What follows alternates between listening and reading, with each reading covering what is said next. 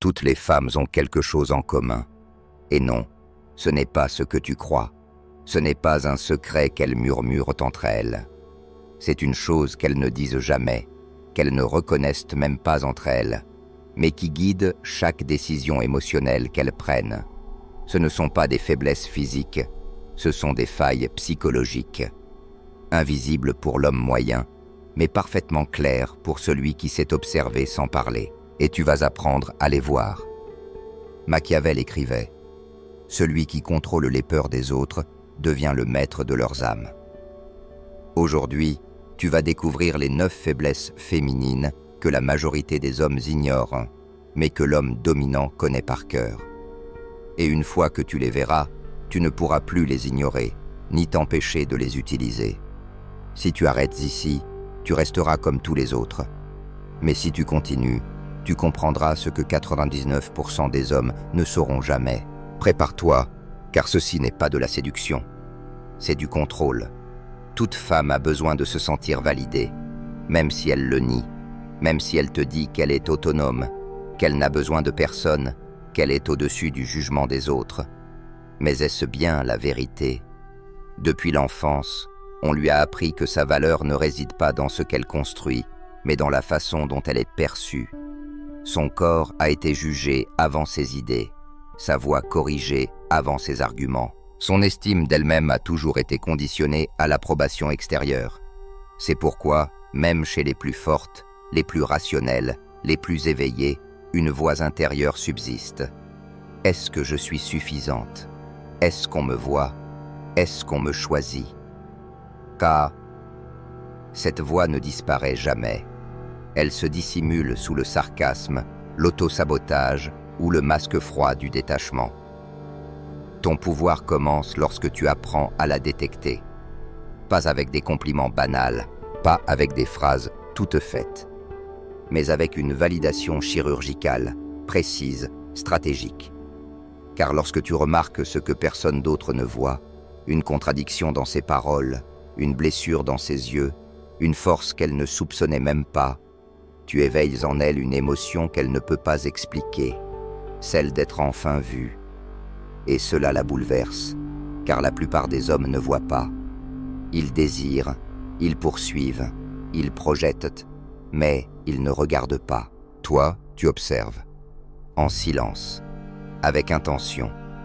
Et à cet instant, elle a l'impression que tu as effleuré une partie d'elle qu'elle pensait invisible. Mais c'est ici que la plupart échouent.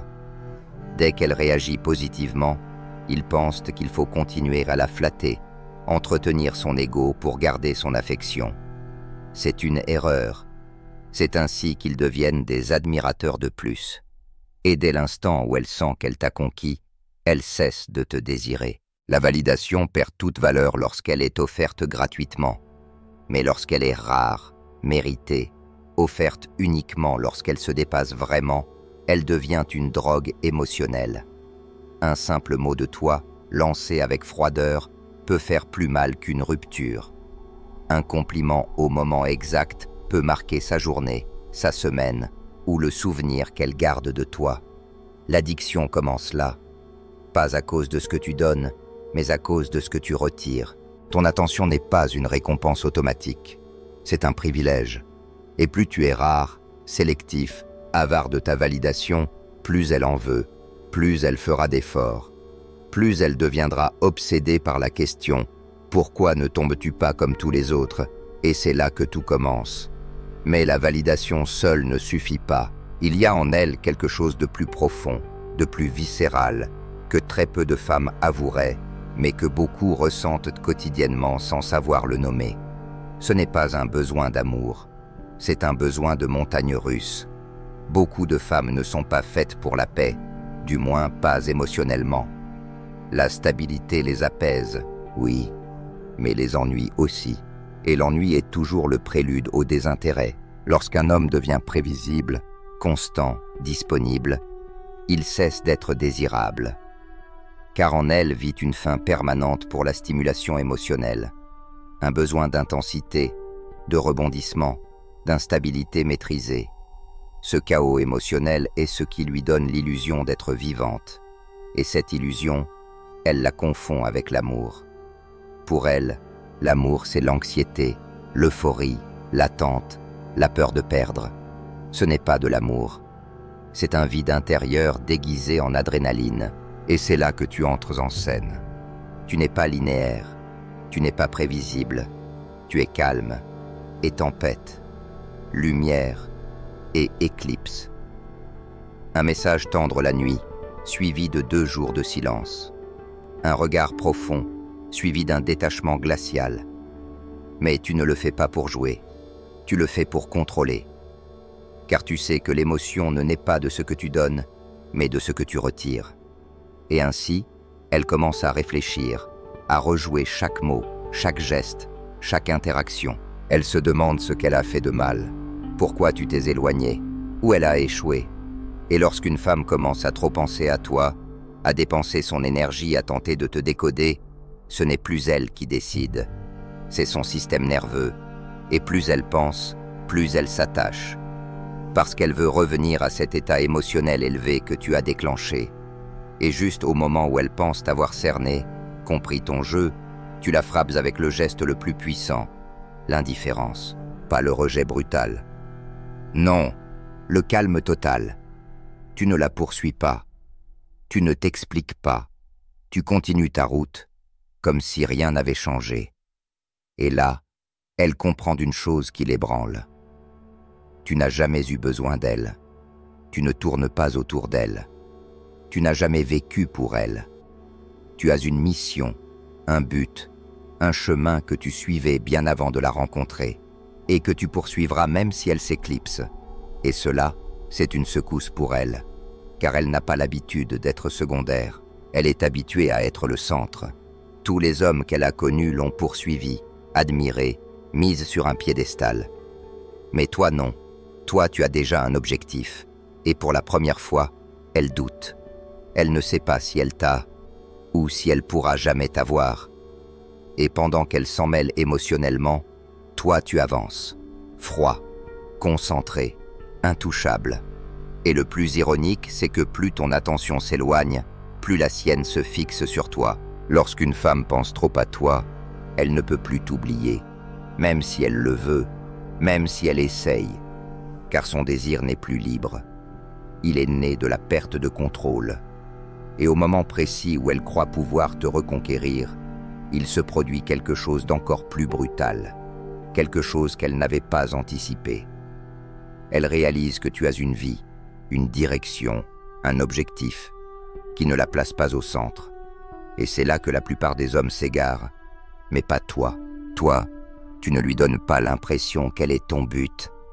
Tu avais déjà une trajectoire avant elle. Tu marchais seul, et tu continueras de marcher seul si elle part. Et ce constat la frappe avec une vérité qu'elle ne peut pas admettre à voix haute. Elle n'a rien de solide en elle pour la soutenir. Pas de direction, pas de vision, juste des émotions changeantes. Mais toi, tu es rocher, tu es structure. Tandis qu'elle saute d'un stimulus à un autre, d'un lien à un autre, toi tu construis. Tu es en guerre avec ton propre destin. Et tu ne t'arrêtes pas.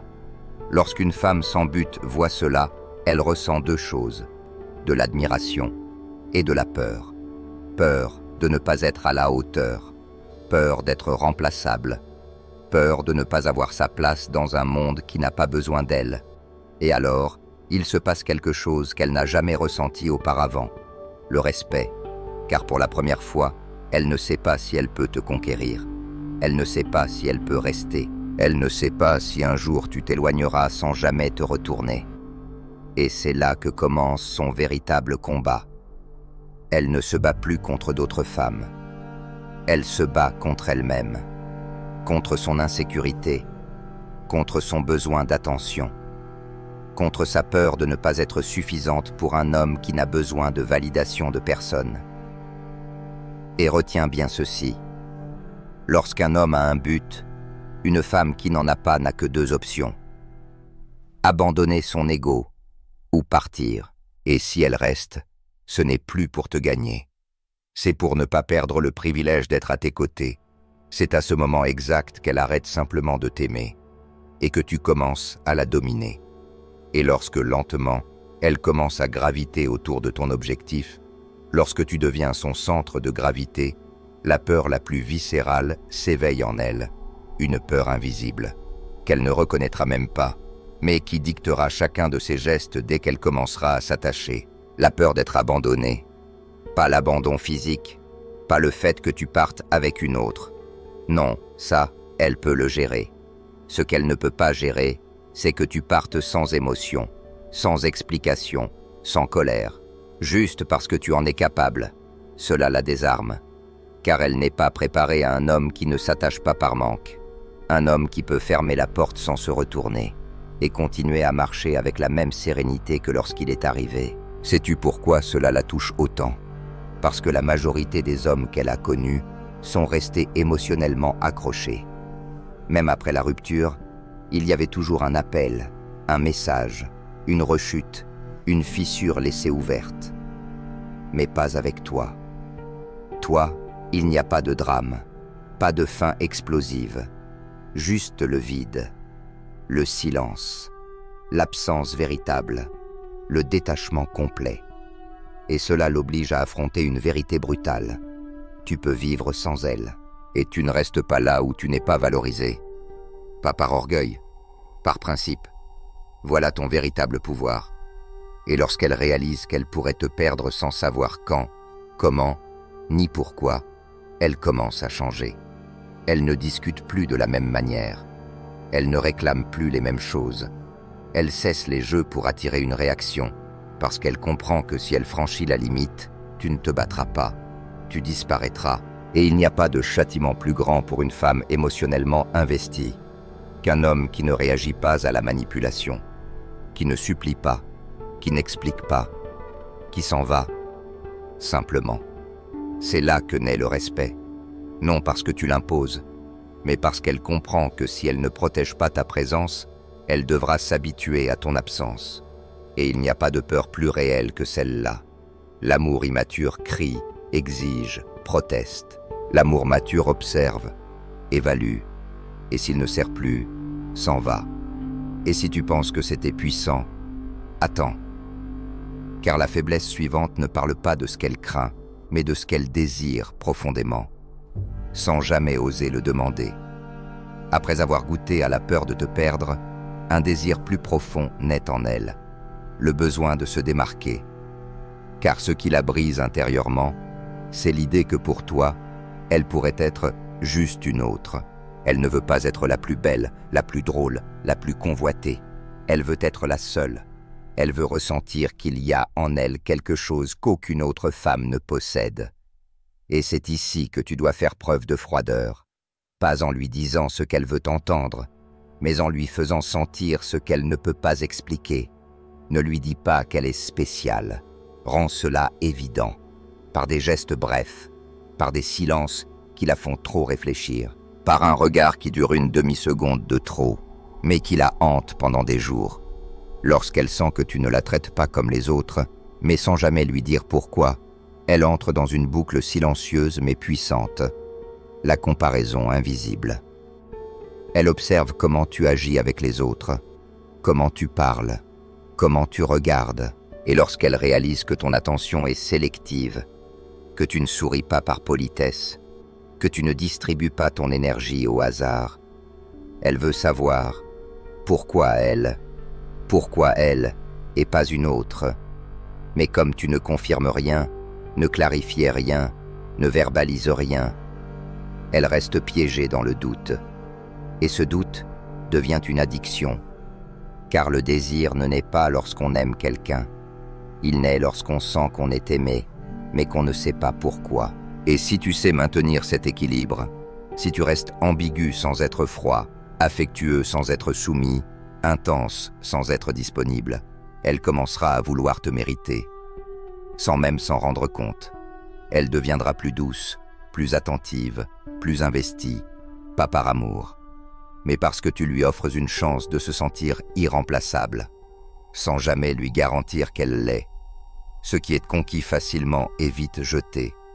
Ce qui provoque le doute engendre le désir. Et si tu crois que ce que tu as déjà déclenché en elle relève de la manipulation subtile, Attends de voir ce qui vient. Car la faiblesse suivante ne peut pas être provoquée volontairement.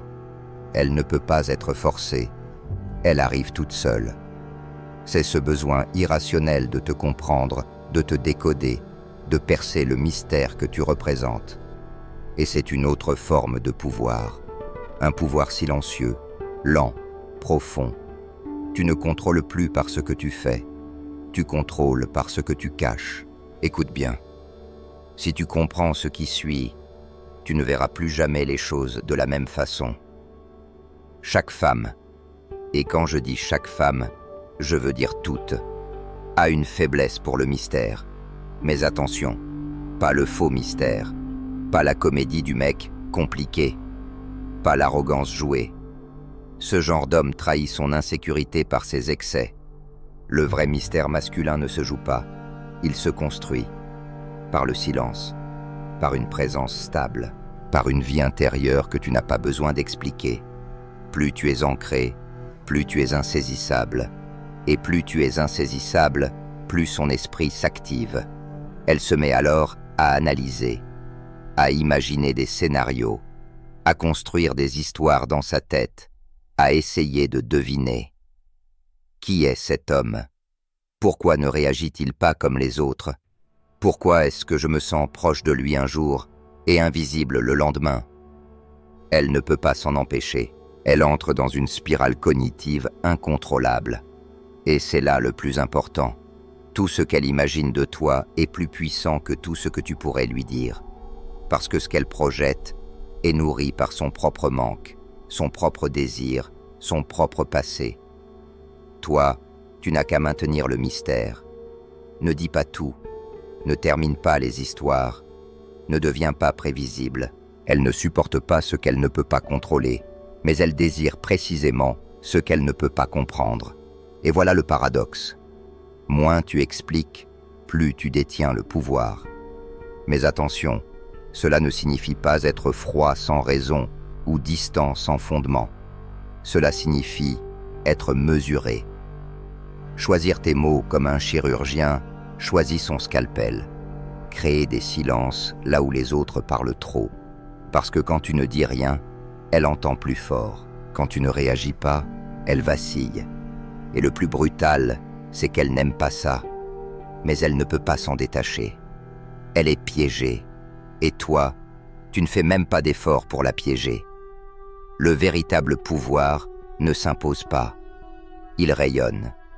Et si jusqu'ici tu as joué avec son besoin de validation, sa peur de l'abandon, son désir de se sentir unique, la faiblesse suivante les englobe toutes. Parce qu'elle ne vient pas de ce que tu fais, elle vient de ce que tu ne révèles pas. Et si elle n'est pas encore tombée, elle le fera maintenant. Car cette faiblesse ne vient pas du désir, ni du mystère. Elle vient de l'ego, du plus ancien, du plus caché. Voilà ce que personne n'ose dire. Peu importe à quel point une femme semble humble, toute femme veut secrètement être adorée. Et non, ce n'est pas une question de superficialité. Ce n'est pas juste qu'on lui dise qu'elle est belle ou qu'on lui offre des fleurs. C'est plus profond, c'est biologique. Elle veut être la lumière dans ton monde, celle qui déclenche ton désir, celle qui tient ton regard. Même si elle prétend que cela lui est égal. En réalité, plus elle affirme que cela ne compte pas, plus c'est vital pour elle. Et toi, tu le vois. Tu remarques comment sa voix change quand elle sent que tu l'écoutes. Tu vois ses yeux chercher une confirmation. Tu perçois que derrière son masque d'indifférence, elle attend. Attendre quoi? Ta réaction, ton regard, ton mot. C'est là que réside ton pouvoir, pas dans les flatteries, mais dans ta capacité à décider quand, comment et pourquoi tu offres ton attention. Tu ne réagis pas par automatisme. Tu n'offres pas ton admiration par réflexe. Tu ne valides pas sans raison. Tu distribues tes gestes comme un roi offre un privilège, seulement lorsqu'il en a envie, et seulement si le geste est mérité. Et quand tu le fais, elle le ressent comme une victoire, comme une récompense, comme une drogue émotionnelle dont elle ignorait avoir besoin, jusqu'à ce que tu la lui donnes. Mais le meilleur, c'est ce qui suit. Juste quand elle s'attend à un compliment, tu ne dis rien. Tu ne regardes pas. Tu ne valides pas. Et là, elle entre dans une boucle mentale. Il ne me désire plus? Est-ce que j'ai dit quelque chose de mal? Est-ce qu'il est attiré par une autre? Ce silence devient plus douloureux qu'une critique, parce qu'elle ne le comprend pas. Et ce qu'elle ne comprend pas, elle ne peut pas l'oublier. Le vrai pouvoir n'est pas dans l'attention donnée. Il est dans la capacité à la retirer. Et si tu maîtrises ce flux, tu la maîtrises sans la toucher. Car alors qu'avant, tous les hommes se battaient pour être vus par elle, maintenant, c'est elle qui se bat pour être vue par toi. Et si cela la déstabilise déjà, attends, car ce qui vient ensuite n'a rien à voir avec le présent, ni avec le désir, ni même avec l'ego. Cela vient du passé, d'une émotion ancienne, enterrée, mais jamais oubliée. Une partie d'elle n'est jamais complètement là, ni avec toi, ni avec les autres, ni même avec elle-même. Cette partie reste coincée quelque part dans un souvenir, un parfum, une chanson, une version d'elle-même qui brillait autrefois et qu'elle pense avoir perdue à jamais. Et c'est là ton secret. Elle ne cherche pas un homme. Elle cherche une sensation, un sentiment qu'elle croyait perdu, une manière d'être vue qu'elle ne retrouve plus. Et si tu sais réveiller cela, sans forcer, sans promettre, alors tu deviens le pont entre son passé idéalisé et son présent flou. Elle ne saura même plus si elle te désire ou si elle désire ce que tu lui fais ressentir. Peu importe, le résultat est le même, l'attachement émotionnel. Mais attention, si tu ne fais que jouer avec son vide, si tu exploites uniquement ses blessures, tu deviens juste un homme de plus, et ce n'est pas ton rôle. Tu n'es pas là pour combler, tu es là pour réveiller une mémoire, et ensuite lui montrer qu'il existe mieux. Car là où les autres attisent sa nostalgie, toi tu offres direction, présence, stabilité, un présent solide, un avenir avec un sens. Elle idéalise le passé car son présent est vide. Mais si toi, tu es calme, structuré, inébranlable, alors elle commence à t'idéaliser toi. Pas parce que tu lui rappelles un autre, mais parce que tu lui rappelles ce qu'elle avait oublié qu'elle pouvait ressentir. L'homme qui réveille une émotion ancienne devient inoubliable, mais celui qui offre une direction devient nécessaire. Voilà ton avantage. Tu n'es pas un écho de son ex, tu n'es pas une réplique, tu es un point de bascule, un avant et un après. Et si jusque-là tu as activé son désir, son ego, son besoin de comprendre, maintenant tu lui offres ce que personne ne donne, une structure émotionnelle, un refuge, une présence sans anxiété, un désir sans soumission. Ce n'est pas de la séduction, c'est une rédemption. Et elle ne peut pas y résister. Même la plus fière, la plus distante, la plus froide des femmes désire secrètement être acceptée dans sa totalité. Pas avec des mots, pas avec des sacrifices. Juste être vue et ne pas être rejetée. C'est ça, la vraie rédemption. Tu ne viens pas pour la sauver. Tu viens pour l'accueillir telle qu'elle est, sans jugement. Et quand tu restes, même après avoir vu ses contradictions, elle s'abandonne. Non pas par faiblesse, par soulagement, car pour la première fois, elle n'a plus à se battre pour être acceptée. Et c'est là que tu deviens plus qu'un homme. Tu deviens l'ancre masculine, son refuge, non pas celui qui calme ses tempêtes, mais celui que les tempêtes ne peuvent pas ébranler. Tu ne réagis pas, tu ne supplies pas, tu ne fuis pas, tu es là. Et c'est pour ça qu'elle se souviendra de toi, car tu n'étais pas une émotion de plus. Tu étais son miroir, son centre, sa rédemption. Tu as compris ses 9 faiblesses jusqu'au bout. Tu n'es plus un spectateur. Tu es un homme que rien ne déstabilise, un guide pour celles qui osent se rencontrer à travers toi. Maintenant, tu sais, tu vois clair, tu tiens la carte, et la carte ne ment pas. Tu sais comment activer son désir, tu sais où sont ses failles, et surtout, tu sais ceci, tu n'as pas besoin de la briser pour la dominer. Il te suffit de tenir ton axe, car la véritable puissance masculine n'est ni agressive, ni bruyante, ni désespérée. Elle est silencieuse, stratégique, lucide. Et si tu es arrivé jusqu'ici, tu ne joues plus dans la même catégorie.